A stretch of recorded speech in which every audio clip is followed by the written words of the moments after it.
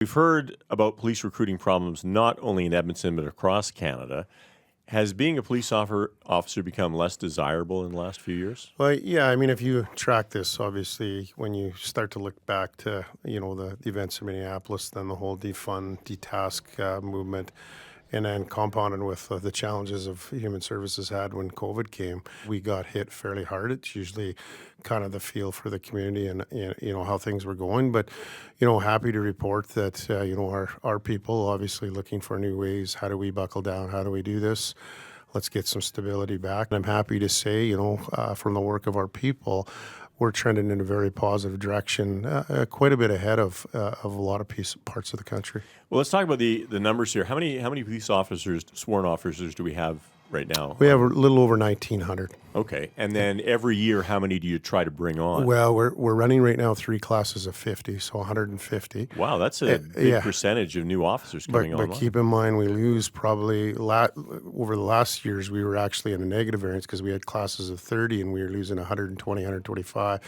This year, we've dropped to just over 80, and that's retirements. That's different things. People leave their jobs. They go different places. Right. But does it worry you, though, that because of that kind of recruiting progress, that, vast majority or a big chunk of police are not very experienced? Well, I mean, that's the case right across North America right now, probably the world, actually. I mean, when you look at our frontline officers on patrol, basically the last 5 years when you talk about COVID and George Floyd, probably 50 to 60% of them have never policed anything other than that. But absolutely, it's going to be something that we have to keep our foot on the gas for quite some time. Now, the proportion of female applicants is still quite low, only about 15% last year. Is that something that you worry about or something you focus on? Overall, we're pretty close to 20%. Do we want to increase that? Do we want to increase our diversity? Absolutely. When you add our civilians, it's quite a bit higher than that.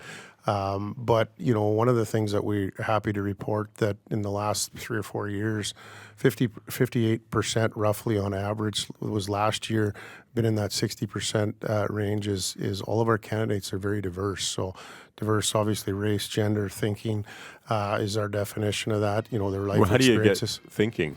Well, I mean, diversity? Training, right? Like your education. Do you have real life experience? Are you, some come from, let's say, an electrician. Some might be a plumber, but others might be, have a master's degree in schooling. So it's diversity is what we're thinking in relation to that, ensuring that you're not hiring everybody the same.